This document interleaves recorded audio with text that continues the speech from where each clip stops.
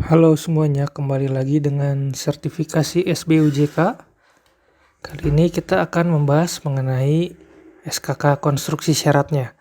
Apa saja persyaratan yang dibutuhkan untuk pengajuan sertifikat kompetensi kerja atau disingkat SKK. Tentu banyak Bapak dan Ibu yang akan menjadi asesi ingin mengurus pembuatan SKK harus tahu syaratnya terlebih dahulu ya. Jadi untuk syaratnya mari kita lihat di sini. Pertama ini untuk syarat intinya dari data pemohon SKK, nama pemohon sudah jelas ya, sesuai KTP, dan di sini melampirkan KTP.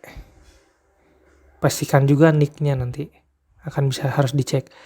Kemudian NPWP juga wajib dilampirkan untuk jenjang 7, 8, dan 9. Tapi untuk jenjang di bawahnya walaupun tidak wajib tapi sebaiknya dilampirkan saja.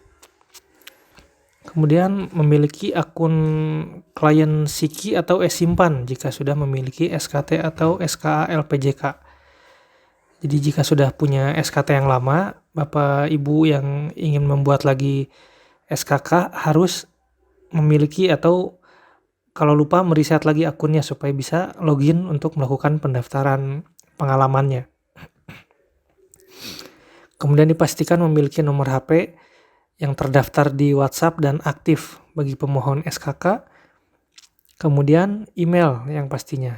Email juga penting karena untuk melakukan permohonan nanti ke portal harus didaftarkan melalui email. Dan juga notifikasi proses pun nanti akan didapatkan di email. Kemudian melampirkan soft copy pas foto berwarna terbaru ukuran 3x4. Kalau bisa dengan latar belakang merah atau biru ya Bapak Ibu, jadi jangan sampai terlalu berantakan latar belakangnya. Kemudian yang perlu dilampirkan lagi adalah pengalaman proyek atau referensi kerja. Jadi pengalaman proyek ini sangat dibutuhkan walaupun misalnya jenjang 6. Walaupun tidak dipersyaratkan untuk berapa tahun pengalamannya tapi tetap harus dilampirkan. Bentuknya seperti apa nanti kita bisa lihat. Kemudian yang tidak kalah pentingnya, ijazah pendidikan sesuai ketentuan yang berlaku. Jadi untuk ijazah ini kita nanti bisa menyesuaikan sesuai dengan permohonan SBU yang Bapak Ibu akan ambil. Nah, seperti apa syarat ijazahnya maupun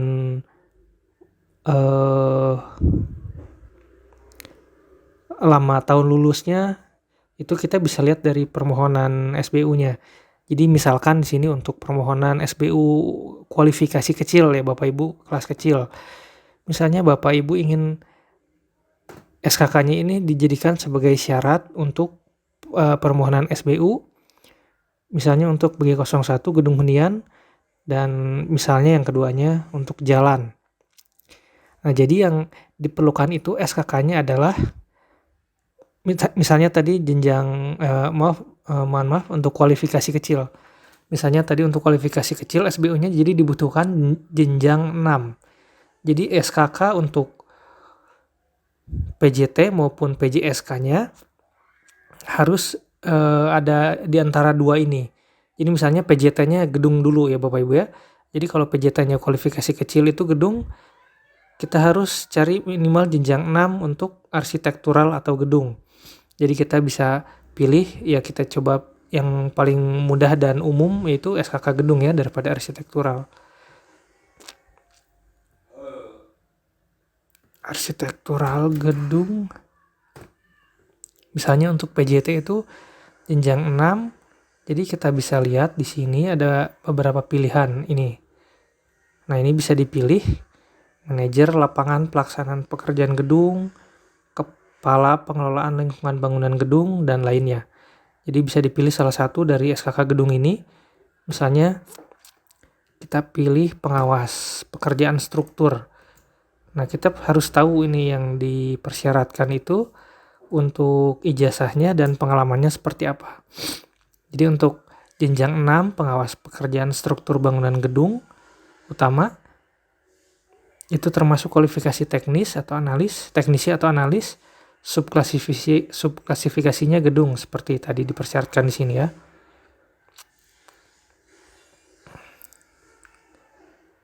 Nah, untuk ijazah yang dipersyaratkan bisa dipilih dari daftar ini, Bapak Ibu bisa lihat. Misalnya tadi untuk gedung bisa melampirkan ijazah teknik sipil, ijazah arsitektur, teknik arsitektur, sarjana pendidikan teknik sipil, dan lainnya. Kemudian untuk pengalamannya, jika yang di sini minimalnya itu adalah D1. Jadi D1 itu minimal 12 tahun sudah lulus, atau lebih bagus lagi 13 tahun lebihkan setahun karena harus memiliki pengalaman. Jadi misalnya jika melampirkan ijazah D1 teknik sipil misalnya. Jadi dia sudah harus lulus 12 tahun dan punya pengalaman juga 12 tahun atau lebih baiknya 13 tahun. Jika melampirkan D2 8 tahun, jika D3 4 tahun, dan S1 atau S1 terapan D4 terapan bisa 0 tahun, tapi memang tetap harus melampirkan pengalaman ya Bapak Ibu. Contohnya pengalamannya tidak harus pekerjaan yang ada di konstruksi langsung, tapi misalnya seperti tugas saat kuliah, saat melakukan tugas-tugas pekerjaan yang ada di perkuliahan, itu juga bisa laporan itu bisa dijadikan untuk bahan sebagai pengalaman yang bisa dilampirkan untuk S1. Ketentuan program studi tadi sudah sedikit disinggung, mengikuti program studi ya, jadi harus berdasarkan di list yang ini. Jadi tidak boleh di luar ini. Terus misalnya untuk PJSK-nya, karena tadi BG01 kita butuh PJSK-nya minimal kalau bisa jenjang 5. Ini ada pilihannya jenjang 5. Misalnya kita pilih pengawas pekerjaan struktur, bangunan gedung media. Nah, di sini jenjang 5, teknisi analis, subklasifikasi gedung. Untuk program studinya hampir sama tadi seperti yang jenjang 6 ya. Mohon maaf. Saya ulangi dulu, kita simpan di atas saja. Ya, di sini.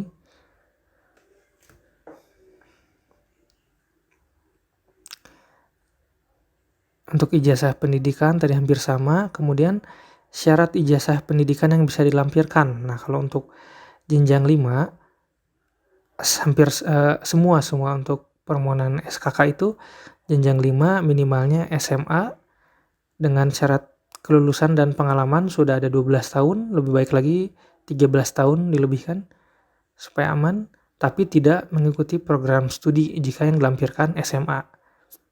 Jadi tidak harus kejuruan, begitu juga dengan yang SMK, tapi di sini tahunnya lebih singkat ya, sudah lulus dan memiliki pengalaman selama 10 tahun.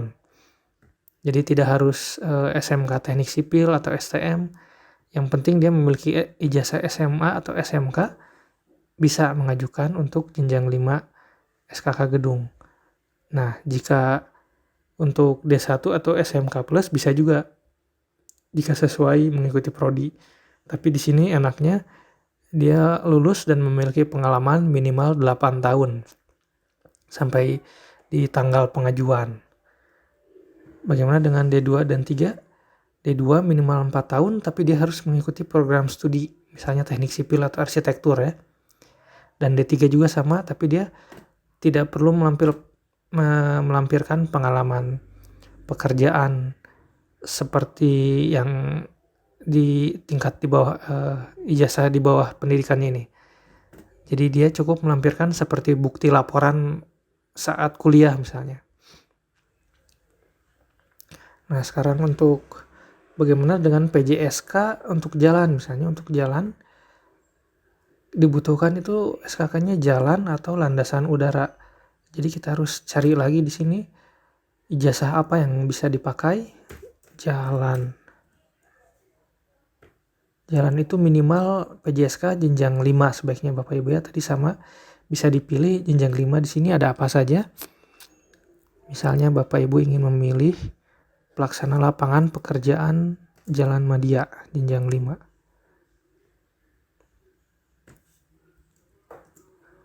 Nah, di sini untuk syarat ijazahnya dia hanya untuk program studinya teknik sipil. Tapi jika yang melampirkan ijazahnya SMA atau SMK tadi tidak mengikuti prodi. Dan untuk lulusannya SMA 12 tahun, SMK 10 tahun.